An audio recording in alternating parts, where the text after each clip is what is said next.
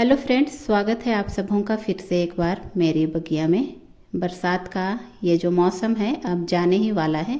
ऐसे में हम जाते जाते बरसात में बहुत सारे प्लांट की कटिंग लगा के ढेरों प्लांट अपने गार्डन के लिए तैयार कर सकते हैं।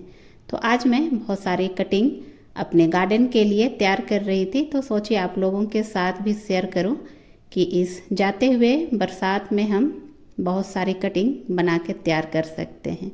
वैसे तो कटिंग हम कभी भी लगा सकते हैं, लेकिन जो ये बरसात का मौसम होता है इसमें कटिंग ईजिली ग्रो हो जाती है। तो सबसे पहले मैं कटिंग ले रही हूँ, ये है बर्लेरिया का प्लांट। जो नीचे की जो ब्राउन पार्ट होते हैं उसे ही हम लेंगे, और इसके बाद है ये टिकोमा का प्लांट।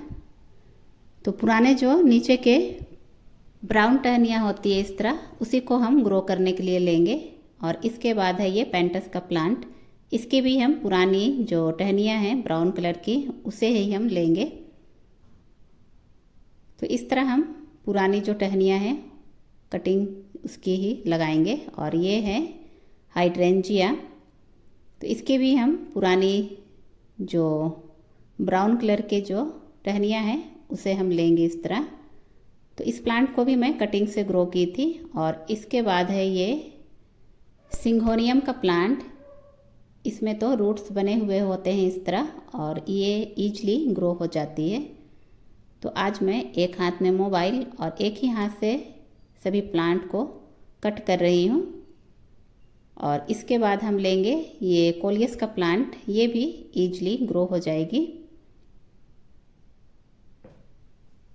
तो नीचे के जितने भी पत्ते हैं उसे हटा के हम मिट्टी पर लगाएंगे। उसके बाद है ये पोंसेटिया का प्लांट, इसमें रेड कलर के विंटर के सीजन में फूल आएंगे। तो अभी कटिंग लगा लें और विंटर के आते आते इसमें फ्लावरिंग होगी इस तरह। इसके बाद है ये जिग जैग का प्लांट, इसकी भी हम कटिंग लगाएंगे, ईजिली ये भी ग्रो हो जाएगी। इसके बाद है ये ग्रीन वंडरिंग जू, इसमें भी इस तरह रूट्स बने हुए होते हैं, और ये भी बरसात के टाइम पर फास्ट ग्रो करती है। और ये जो प्लांट है हैंगिंग बास्केट पर आप लगा के आप इसकी खूबसूरती अपने गार्डन पर रख सकते हैं। इसके बाद है ये पेंसिल कैक्टस का प्लांट। जितने भी प्लांट मैं शेयर कर रही हूँ सभी प्लांट परमानेंट प्लांट है। आप इसकी कटिंग लगा के पौधे बना के और बहुत सारे इसके कटिंग के द्वारा प्लांट बना सकते हैं। ये है हेज प्लांट, आप हेज के तौर पर इसे नीचे क्यारी पर लगा सकते हैं।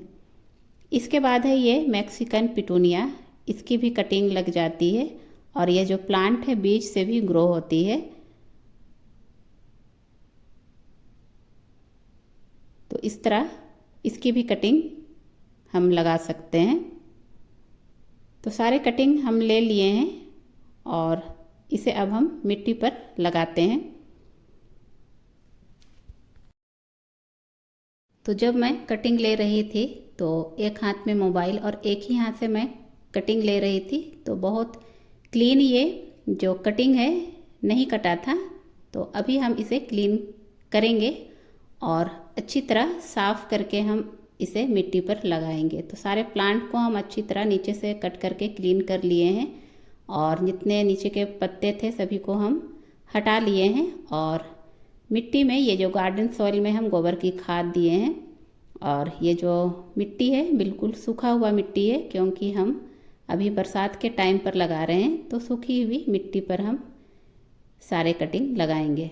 तो एलोवेरा जेल में हम डिप करके सारे कटिंग को लगाएंगे, और बहुत ही अच्छी तरह ये जो एलोवेरा जेल में डिप करके कटिंग हम लगाते हैं तो बहुत जल्दी ये ग्रो होती है। और इसमें अभी बरसात के टाइम में फंगस लगने का भी खतरा कम होता है। तो एलोवेरा जेल में हम डिप करके सारे प्लांट्स की कटिंग लगाएंगे। और बड़े वाले प्लांट के लिए मैं थोड़े बड़े गमले ली हूँ, और उसमें भी हम गोबर की खाद मिक्स करके गार्डन सॉइल में हम गोबर की खाद मिक्स करके कुछ जो बड़े वाले कटिंग लिए थे उसे हम इसमें लगाएंगे। तो बरसात का टाइम है तो आप कटिंग लगा रहे हैं तो मिट्टी एकदम सूखी होनी चाहिए। आप गीली मिट्टी पर लगाएंगे तो आपका जो प्लांट है, कटिंग है, उसमें फंगस लगने का खतरा बढ़ जाता है। तो सूखी मिट्टी लें, जब भी धूप अगर होती है तो आप मिट्टी सुखा लें, उसके बाद ही कटिंग लगाएं। तो सारे कटिंग हम एलोवेरा जेल में डिप करके इस तरह लगा लिए हैं और इसमें अब हम डालेंगे पानी और इसे रखेंगे हम सेट पर जहां हवा और रोशनी मिल पाए। और इस सितंबर के महीने के जाते जाते या फिर अक्टूबर के आते आते इसमें अच्छी रूटिंग हो जाएगी और फिर हम इसे निकाल के अलग करके हम दूसरे गमले पर लगा सकते हैं। तो मुझे कुछ कटिंग लगाना था जाते हुए बरसात के लास्ट में, तो मैं कटिंग फिर से लगा ली और आप लोगों के साथ शेयर भी की।